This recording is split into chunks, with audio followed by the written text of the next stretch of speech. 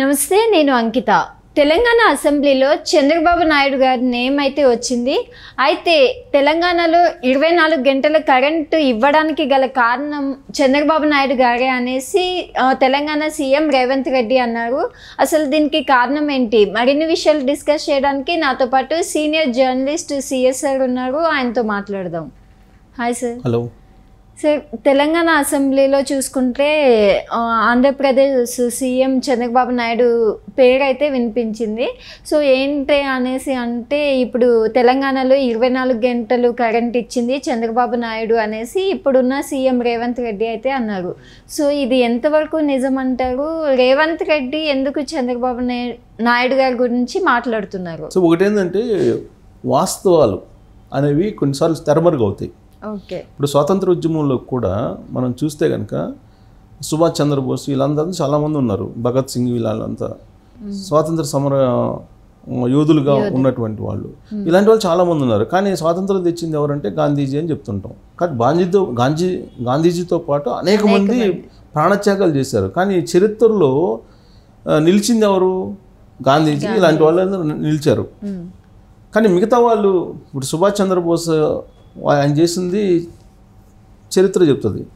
కానీ చరిత్రలో ఈ మధ్యకాలంలో ఆయన పేరు వస్తుంది. కానీ అంతకుముందు అసలు ఆయన పేరు పెద్ద ప్రస్తావనగా రాకుండా కొన్ని శక్తులు చూసాయి.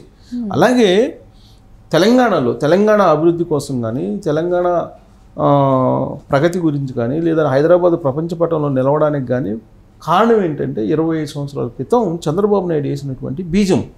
ఓకే. అది చరిత్ర. ఆ చరిత్రను వక్రీకరించి ఇప్పుడు కొంతమంది చెప్తున్నారు. ఏం చెప్తున్నారు? చంద్రబాబు నాయుడు కారణంగానే తెలంగాణ నష్టపోయింది. తెలంగాణలో చంద్రబాబు నాయుడు పబ్లిక్ రంగ సంస్థలన్నింటినీ కూడా క్లోజ్ చేసేసారు. ఇలాంటివన్నీ దుష్ప్రచారాలు చేస్తూ ఉన్నారు.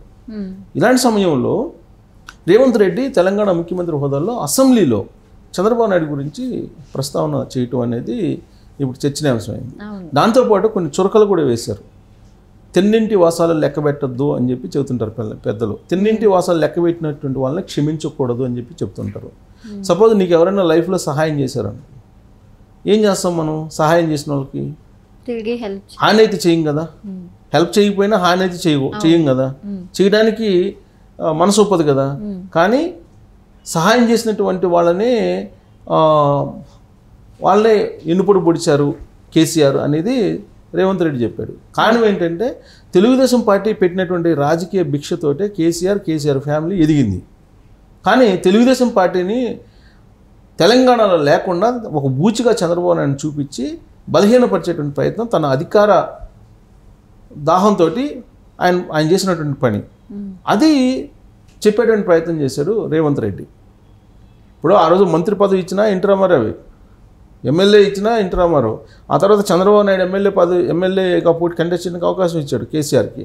ఆ తర్వాత ఆయనకి మినిస్టర్ ఇవ్వలేదని చెప్పేసి ఆయన సొంత పార్టీ పెట్టుకున్నాడు. సొంత పార్టీ పెట్టుకొని విధానపరమైనటువంటి పోరాటాలు చేస్తే ఓకే. తెలంగాణ సెంటిమెంట్ అనేదాన్ని ఒకదాన్ని పెట్టుకొని చంద్రబాబు నాయుడు ఒక బూచిగా చూపించి తెలంగాణకి వ్యతిరేకంగా తెలంగాణ వ్యతిరేకమైనటువంటి ఒక ప్రచారం చేశాడు. చంద్రబాబు నాయుడు కనుక లెటర్ ఇవ్వకపోతే తెలంగాణ వచ్చిండేదా? రాదు కదా. చంద్రబాబు నాయుడుని లెటర్ ఇవ్వమని చెప్పి కోరాడు కదా ఇదే కేసీఆర్. ఇప్పుడు కేసీఆర్ అన్ని పార్టీలతో పొత్తు పెట్టుకున్నారుగా. ఒకవేళ తెలంగాణకి వ్యతిరేక అనుకుంటే చంద్రబాబు నాయుడు, మరి 2009లో ఎందుకు తెలుగుదేశం పార్టీతో పొత్తు పెట్టుకున్నాడు కేసీఆర్? దానికి సమాధానం చెప్పాలి కదా. అందుకే రేవంత్ రెడ్డి ఏమంటున్నాడంటే, తిన్నింటి వాసాలు అంటే ఎవరైనా అన్నం పెడితే అన్నం పెట్టిన వాళ్ళని వీళ్ళు హత్య చేసేటువంటి రకం వీళ్ళు అని చెప్పి కేసీఆర్ గురించి మాట్లాడారు. ఈ ప్రస్తావన ఎందుకు వచ్చిందంటే, ఇప్పుడు యాదాద్రికి సంబంధించి కానీ, లేదంటే ఈ పీపీఎల్ అంటే ఛత్తీస్గఢ్తో చేసుకున్నటువంటి పీపీఎల్ కానీ, వీటి గురించి మాట్లాడుతూ దీంట్లో కుంభకోణం జరిగింది, పెద్ద ఎత్తున దాదాపు 30,000 కోట్ల రూపాయల పైగా అవినీతి జరిగిందని చెప్పి ఆరోపణలు చేస్తూ నరసింహారెడ్డి కమిటీని ఒకదాన్ని వేశారు. ఈ నరసింహారెడ్డి కమిటీకి హాజరు కావాలి కేసీఆర్.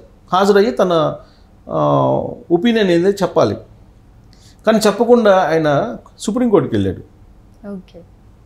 సో నరసింహారెడ్డి కమిటీ అసలు చెల్లదు, చట్టబద్ధత కాదని చెప్పారు. సో దాంతో సుప్రీంకోర్టు ఏం చెప్పిందంటే, నరసింహారెడ్డిని బదులుగా వేరే వాళ్ళని అపాయింట్ చేయండి, ఆ కమిటీకి హాజరు కావాల్సిందే కేసీఆర్ అని చెప్పాడు. హాజరయ్యి ఆయన Yadadri power plant, thermal plant కానీ, లేదని ఛత్తీస్గఢ్తో కుదుర్చుకున్నటువంటి ఈ విద్యుత్ ఒప్పందాల గురించి కానీ చెప్పాలి.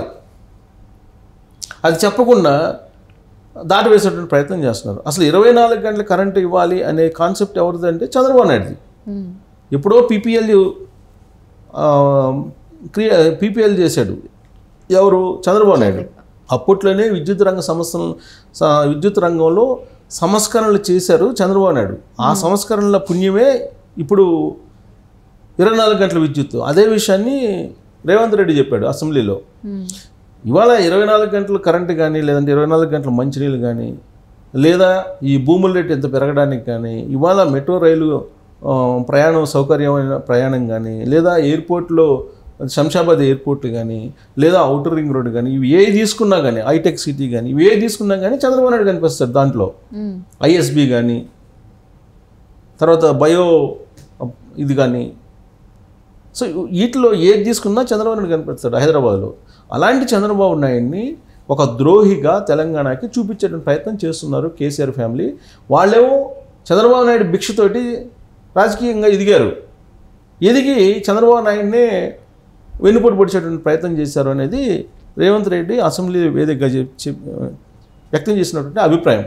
దానికి కారణం ఏంటంటే ఆల్రెడీ ఇంతకు ముందు కూడా ఆయన పిసిసి అధ్యక్షుడు ఉన్నప్పుడు కూడా, ముఖ్యమంత్రి కాకముందు కూడా ఆయన ఒక కార్తీక సమారాధనలో పాల్గొని ఒక విషయం చెప్పాడు. తెలంగాణ సమాజానికి ఒక సందేశం ఇచ్చారు. ఏమిచ్చారంటే కాకతీయ సామ్రాజ్యం ఆ రోజున కూలిపోవడానికి పద్మనాయకులు కారణము. ఆ పద్మనాయకులను నమ్మి కాకతీయ సామ్రాజ్యంలో ఉండేటువంటి కాకతీయ రాజుల్ని వెన్నుపోటు పొడిచారు పద్మనాయకులు. రెడ్డి రాజులు సామంత రాజులుగా ఉన్నంత వరకు కాకతీయ సామ్రాజ్యం పదిలంగా ఉంది అనేటువంటి విషయాన్ని చెప్పాడు ఆయన. ఆ పద్మనాయకులు వెన్నుపోటు పొడిచినటువంటి పద్మనాయకులే వాళ్ళ వారసులే కేసీఆర్ సామాజిక వర్గం అని చెప్పి కార్తీక సమారాధనలో 2 సంవత్సరాల క్రితమే రేవంత్ రెడ్డి చెప్పాడు. సో ఆయన ఏ యాంగిల్లో చెప్పాడంటే, రేవంత్ రెడ్డి మామూలుగా ఆషామాషంగా మాట్లాడ్డాడు. ఆయన ఏ యాంగిల్లో చెప్పాడంటే, తెలుగుదేశం పార్టీ అధికారంలో ఉంది ఉమ్మడి ఆంధ్రప్రదేశ్లో. ఉన్నప్పుడు తెలుగుదేశం పార్టీని దెబ్బతీయడానికి, తెలుగుదేశం పార్టీ నుంచి ఎదిగి తెలుగుదేశం పార్టీ నుంచి అనేక పదవులు అనుభవించినటువంటి కేసీఆర్ టీఆర్ఎస్ పార్టీ అనే దాన్ని పెట్టి తెలుగుదేశం పార్టీకి వెన్నుపోటు పొడిచాడు అనేటువంటి యాంగిల్.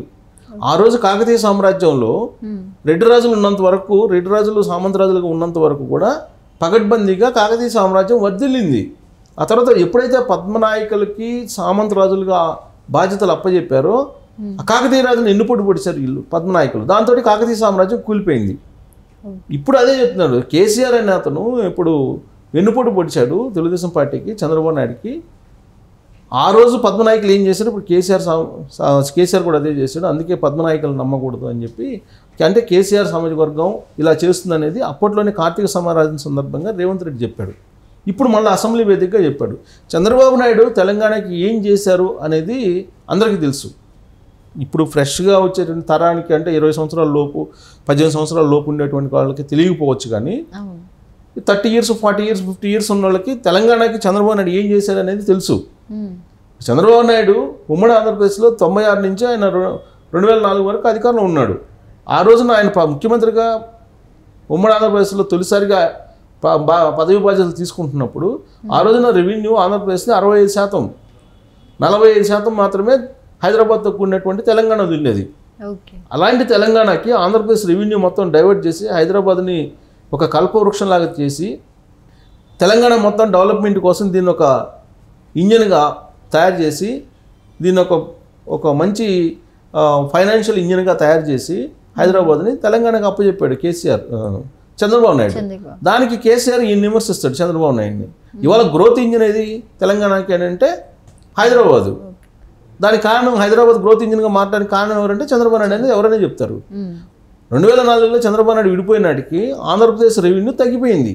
దానికి కారణం ఏంటంటే హైదరాబాద్ని డెవలప్ చేశాడు ఆయన ఆంధ్రప్రదేశ్ రెవెన్యూతో. అక్కడ రూపాయికి 65 పైసలు అక్కడ వస్తుంది ఆయన ముఖ్యమంత్రిగా ఉన్నప్పుడు రెవెన్యూ, ఇక్కడేమో 45 పైసలు వస్తుంది. కానీ ఆ రెవెన్యూని తీసి ఇటు పెట్టేటప్పటికి, ఈయన అధికారంలో నుంచి దిగిపోయేటప్పటికి ఆ రోజున రెవెన్యూ అదేమో 55%కి పడిపోయింది.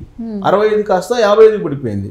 ఇదేమో పెరిగింది, ఇది పెరిగింది. అదేమో అది ఇంకా అది పడిపోయి దీని రెవెన్యూ పెరిగింది, తెలంగాణ రెవెన్యూ.